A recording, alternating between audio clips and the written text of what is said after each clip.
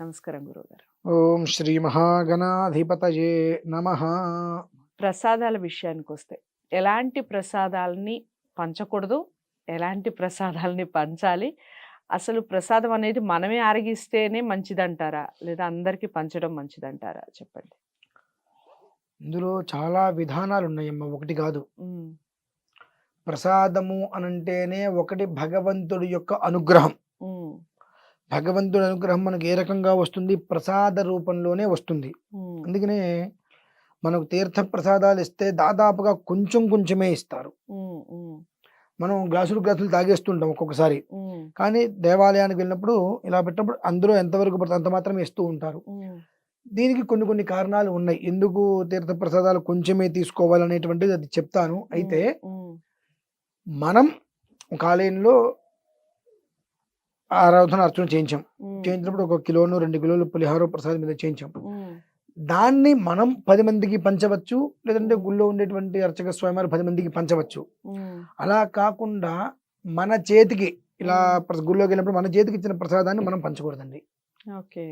ఎందువల్లంటే మనకు ప్రత్యేకంగా చేతిలో వచ్చేటువంటిది స్వామివారి అనుగ్రహం. హ్మ్. ఆ అనుగ్రహం అనేటువంటిది మనం స్వీకరించాలి మినహాయిస్తే ఆరగించాలి. పక్క వాళ్ళకి మళ్ళీ ఇచ్చేసాము ప్రసాదం అనంటే తీసుకొని ఈ చేతికి షిఫ్ట్ చేసుకొని ఇవన్నీ అదందరూ వేరు. మనం పెడుతూ ఉంటాం. పెడుతూ ఉంటాం. అవును. హ్మ్. తద్వారా ఏమవుతుందంటే నీకు వచ్చేటువంటి ఫలితం ఏదైతే ఉందో అది అందరికీ అది పుణ్యమే. హ్మ్. నలుగురికి పనిచేసిన పుణ్యం. కానీ ఎండ్ ఆఫ్ డే అక్కడ మనకు వచ్చేటువంటి ఫలితం ఏదైతే ఉందో అది మనం తీసుకోలేకపోతున్నాం. హ్మ్. హ్మ్. అది మనం తీసుకోలేనప్పుడు అందరికీ మనం ఇచ్చి హ్మ్. మనం అక్కడ మళ్ళీ ఏకాకి అయిపోతున్నాంగా. ఆ! అందుకని కేవలం కూడా ఇప్పుడు మనం వినాయక నవరాత్రులు జరుగుతూ ఉంటాయి. హ్మ్. హ్మ్. హనుమ జయంతి జరుగుతుంటుంది.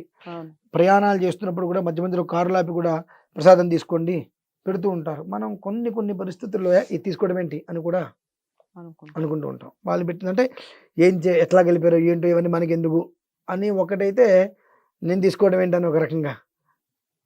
ప్రసాదం అనేటువంటిది ఎక్కడ చేసినా దేవుడికి నివేదన పెట్టింది.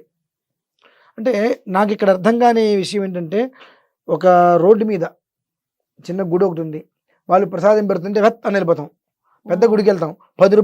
20 ఖర్చు పెట్టి ప్రసాదం కొనుక్కుని తింటాం. అది అసలు ప్రసాదం కాదు, కొనుక్కుని తినేది. హ్మ్. కొనుక్కుని తినేటువంటిది పలహారమే. హ్మ్. ప్రసాదం అనేటువంటిది భగవంతుడి దగ్గర నుంచి నీ చేతికి వచ్చింది తినేది ప్రసాదం. డబ్బులిచ్చి కొనుక్కునేటువంటిది ప్రసాదం ఎలా అవుతుంది? హ్మ్. హ్మ్. అది టిఫినో, పలహారమో ఎక్సెట్రా ఎక్సెట్రా. అది తప్ప అది ప్రసాదం అనడానికి అర్హత లేదు. కానీ అక్కడికి వెళ్ళి అది కొనుక్కుని తింటున్నాను తప్పితే ఇక్కడ వచ్చేటువంటి ప్రసాదాన్ని మనం కాలుతంటున్నాం. అంటే ఏమిటంటే భగవంతుడు తనంతట తాను వచ్చి నీకు ఏదైనా ఇద్దాము, ఈ రూపేణా నీకు ప్రసాదం అందిద్దాము అనుకున్న దాన్ని మనం కాలతన్ని హ్మ్. ఎక్కడికో విశేషమైన చోటికి వెళ్ళి మనం డబ్బు పెట్టి కొనుక్కు తింటున్నాం. ఓకే. అది మహాపాపం. హ్మ్. హ్మ్. డబ్బు పెట్టి కొనుక్కు తినడం పాపం అంటే ఇది ఇక్కడ వదిలేసి వెళ్ళటం మహాపాపం. హ్మ్. నువ్వు అంత తినలేవు, నాయన కొంచెమే పెట్టమని చెప్పి తీసుకో. హ్మ్. అది కడుపులోకి తినేసి వెళ్ళిపో. వచ్చే నష్టమే ఉందండి. వాళ్ళు ఎలా కలిపారో ఏంటో అంటే గుళ్ళో ప్రసాదం దగ్గరికి వెళ్తే వాళ్ళు ఎలా కలిపారో నువ్వు చూసావా? హ్మ్. వీళ్ళు కలిపిన ఆ ఉప్పో ఆ కారమో అవే వేస్తారు. వాళ్ళు అవే వేస్తారు కదండి. అవును. అదేంటంటే ఇక్కడ అహంకారం అనేటువంటి అడ్డొచ్చి నేను తింటాం ఏంటి, నేనా తినుటయా? దీనికి మనం సత్యనారాయణ స్వామి వ్రత కథలో కూడా హ్మ్. ప్రసాదం ఆ గొల్లపిల్ల వాళ్ళు వచ్చి అక్కడ పెడితే నేను హ్మ్. మహారాజుని, వీళ్ళు పెట్టిన ప్రసాదం నేను నేను తినుటయా అని తినటే చెప్పి అవును. ఆ క్షణంలో అది వచ్చేసిన తర్వాత జీవిత నాశనం అయిపోతూ ఉంటుంది. హ్మ్. రైట్. అదేంటంటే ప్రసాద భక్షణ అనేటువంటిది ప్రత్యక్షంగా మనం చేయాలంటే మనం ఏదైనా ఆరాధన చేసినప్పుడు మన రూపేణా అందరికీ పంచిపెట్టాలి. హ్మ్. అంతేగాని ఎవరైనా పంచిపెట్టేటువంటి సమయంలో అబ్బాయి వాళ్ళు ఏదో కొంతమంది గుళ్ళలో ప్రసాదం పడితే వాళ్ళు ఏదో మొక్కుకున్నట్టున్నారు, వాళ్ళు పంచిపెడతారు మనం ముట్టుకోవద్దంటాం. హ్మ్. హ్మ్. నువ్వు గుళ్ళు అలాగే ఇస్తున్నావు. హ్మ్. వాళ్ళు ఏదో మొక్కుకున్నారు కాబట్టి ప్రసాదం అందరికీ పెడుతున్నారు, వాళ్ళు పెడుతున్నారు, అది మనం తినద్దులే అనుకుంటున్నారు. హ్మ్. రేపొద్దు నువ్వు ఏదో మొక్కుకొనే కదా కిలో ప్రసాదం తీసుకెళ్ళి గుళ్ళో ఇస్తున్నావు, మళ్ళీ హ్మ్. అదే కదా మళ్ళీ పెట్టేది. హ్మ్. అంటే నువ్వు చేస్తేనేమో మంచి, ఎదుటివాడు చేస్తే చెడు. చెడు. ఈ తత్వాలు ఉంటాయి మన దగ్గర.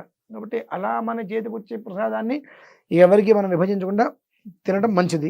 ఓకే. మనం తీసుకువెళ్ళి ఇచ్చేటువంటిది 10 మందికి వితరణ చేసేటువంటి విధానంగా ఉండడం. ప్రసాద భక్షణ, ప్రసాద వితరణ, ప్రసాద పుణ్యం. ప్రసాదము అంటేనే అనుగ్రహం. హ్మ్. ఆ అనుగ్రహం ఏ రకంగా లభ్యమవుతుంది అంటే ఈ విధానాన్ని అనుసరించి అది లభ్యమవుతుందండి మనకు. ఓకే. అట్లా.